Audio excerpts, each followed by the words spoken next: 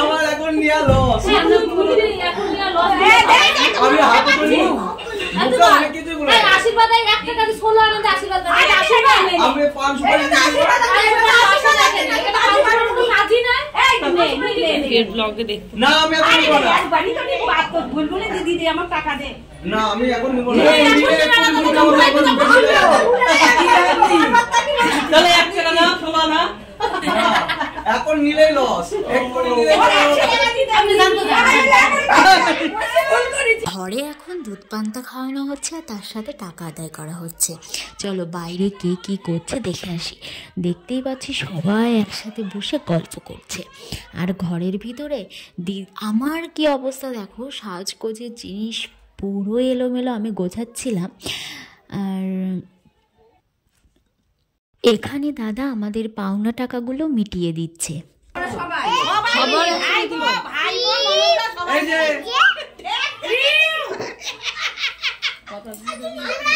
এইটা হচ্ছে ঘর ধরার টাকা, যেটা বকেয়া ছিল এইটা দিলাম, আমি ঋণমুক্ত হলাম। ঠিক আছে,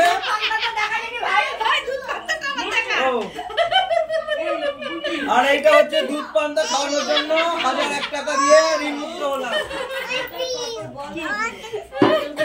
এইটা একজন তোমাদের একজন আসো, তোমাদের একজন আসো, আর তোমার একজন আসো, দুইজন আসো, তোমার দিকে একজন আসো, হাত বাড়াও, হাত বাড়াও। এই দেখো, বলো বুঝিয়া পাইলাম, বলো বুঝিয়া পাইলাম, বলো বলো বুঝিয়া পাইলাম। এই যাও বুঝিয়া পাইলাম,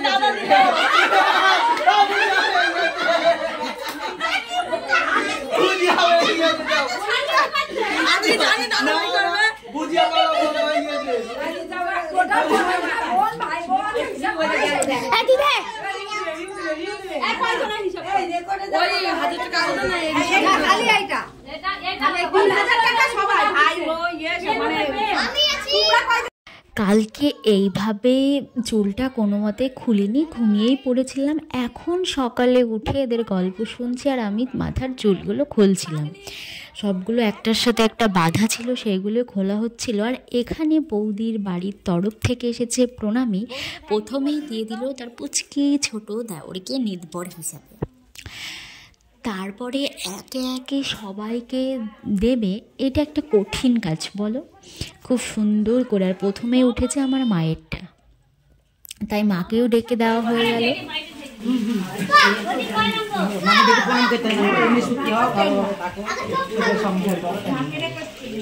তারপর বলবো এখানে একটা করে এই কাপড়গুলোর গায়ে নাম্বার দেওয়া ছিল, আর এই ছোট নোটবুকটার ওপরে কত নম্বরে কার শাড়ি সেগুলোর নামগুলো দেওয়া ছিল।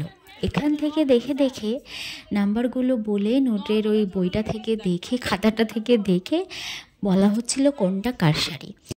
মাঝে মধ্যে বোঝার ভুলের জন্য একটু ভুলও হয়ে যাচ্ছে। এই যা, তোমাদের যে ইন্ট্রোটাই দেওয়া হলো না। যাই হোক, বলো হাই, তোমরা সবাই কেমন আছো? আশা করছি খুব ভালো আছো আর সুস্থ আছো। আমিও খুব ভালো আছি।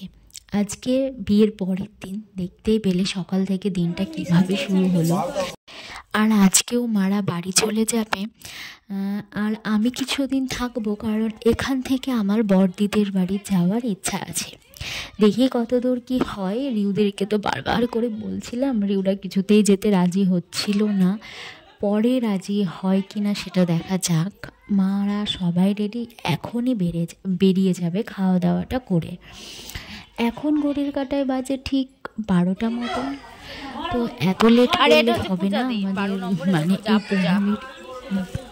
এই ট্রেগুলো তত্ত্বগুলো প্রায় দেওয়া শেষ, আর কিছুটা বাকি আছে। এগুলো দিয়েই আমরা আগে খাওয়া দাওয়াটা করব, তারপরে মাকে দিতে যাব। আর আমি এখানে বসে বসে কোনটা কার সেগুলো বৌদির সাথে একটু সাহায্য করছিলাম। এখন বসেছি খেতে, ভাত, ডাল, মাছের ঝোল সকাল সকাল রান্না হয়ে গেছে। এর সাথে ছিল একটু খাসির মাংস, কালকেকার রাতের বেঁচে যাওয়া। তো সব মিলিয়ে জমিয়ে খাওয়া দাওয়া হলো। এখানে কাকি বোন সবাই মিলে খেতে দিচ্ছিল। এখন মারাও বেরিয়ে পড়েছে বাড়ির জন্য। একটু মনটা খারাপ করছে, এতদিন মাসি সবাই মিলে একসাথে ছিলাম, হই মজা, কত রাগ না মাসিদের ওপর তুলেছি, আমার একটুতেই রাগ হয়ে যায়। তুলে দিলাম দিয়ে ভাই আর আমি এখন বাড়ি যাচ্ছি, 1টার বাস, তাই তো? আর এখন দেখে মনে হচ্ছে 1টা, মনে হচ্ছে 9টা। এমনভাবে ক্লিপটা রেখেছি, কি করে যে মালার সাথে আটকে গেল আমি কিছুতেই বুঝতে পারছি না। প্রথমে তো এক মকটেল লেগেছে, ও তো কিছুতেই খুলতে পারলো না। এবার আর একজন এসে আমার সাথে তাণ্ডব লাগাচ্ছে আর আমার মালাটা ধরে টানছে। আমাকে তো প্রায় মনে বলছে যে মালাটা আমার ছিঁড়েই দেবে। তো শেষমেশ অনেক খোলার পরে এখন যাব কাকিমাদের সাথে, কাকির এখন ওদের মামার বাড়ি বেড়াতে বা কোথাও। এই সোয়েটারটা পরলাম কারণ ওই সোয়েটারটা আছে দাদাদের ঘরে, আর দাদারা শুয়ে আছে তাই ডাকেনি। যেটা পেয়েছি সামনে এখানে সেটাই পরেছি। আমি, সুজন, রিউ, কাকি, মামা সবাই মিলে যাবো। ও এখন আইসক্রিম খাচ্ছে। আইসক্রিমটা নিয়েছে কালকেকার বিয়ের আইসক্রিম, বউ ভাতের। তো সেটাইও খেতে খেতে চলে এসেছে। আর আমরা এখন টোটো ধরে সোজা চলে এসেছি সেই আমাদের বেড়াতে যাওয়ার যে জায়গাটার কথা বলেছিলাম সেই জায়গায়। এসেই আমি চা বিস্কুট খাচ্ছি, আবার বাড়ির জন্য রওনা। জনের পছন্দের জায়গা ভাই কি বল বল বল, কোথায় যাচ্ছে এখন বল? এই দেখো এই পার্কটাই ওরে, যা যা, পার্কটা বন্ধ করেই দিল। যা চলো আমরা পার্কে যাই। আমরা এত সুন্দর পার্ক আমাদের আশেপাশে পাই না, একমাত্র করিমপুর ছাড়া। করিমপুর থেকে আমাদের বাড়ির ডিস্টেন্সটা তাও প্রায় 8 ঘন্টা মতন হতে যাবে, অটোতে করে আসতে হয়। তাই প্রত্যেক দিন এতটা দূরে এসে বাচ্চাদেরকে তো পার্কে ঘোরানো সম্ভব নয়। তাই আমার ভাইদের খুব আগ্রহ যদি কোনো পার্ক দেখে সেখানে যাওয়ার জন্য। তাই এত রাত্রি হবার সত্ত্বেও একটা অচেনা জায়গাতেও ভাইকে নিয়ে এসেছি ঘোরানোর জন্য। আমরাও ঘুরবো, একে একে সবগুলোতে চড়বো। আমার তো হেভি মজা লেগেছে। আর আমরা এত বড় হওয়ার সত্ত্বেও চড়েছি কারণ পার্কটা পুরো ফাঁকা ছিল। এখনই বন্ধ করার টাইম, বন্ধও করে দিল, আমরা চলেও এলাম। সেই জন্য অন্য জায়গায় কিন্তু বড় মানুষরা দোলনাতে বা স্লিপারে চললে পার্কের মালিকগুলো না বকে।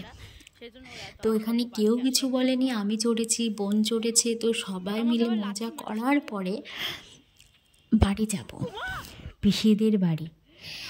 তো এখানে তো আমিও যাচ্ছি দোলনাতে। এত বড় হওয়ার পরে দোলনার প্রতি টানটা না কিছুতেই ছাড়তে পারিনি। বলো, আমরা মেয়েরা দোলনা দেখলেই মনে বলে না একটু চড়ে দোল খাই। আমারও ঠিক সেই অবস্থা। শেষমেশ এই গাড়িগুলোতেও চড়েছি, গোল গোল করে পাক খাই সেগুলোতে। আর আসার সময় আমি, বোন, ভাই 3 জনে মিলে স্লিপারে উঠে একটু ঘুরে, আর সামনে দেখছি গরম গরম পকোড়া, বেগুনি, আলুর চপ এগুলো ভাজছে আর নাকে একটু একটু গন্ধ আসছে। তো ওটা না খেয়ে আর বাড়ি যাচ্ছি না, তো যাওয়ার পথে ওটাও নিয়ে নেব ভাবছি। চলে এসেছি আমরা দোকানে।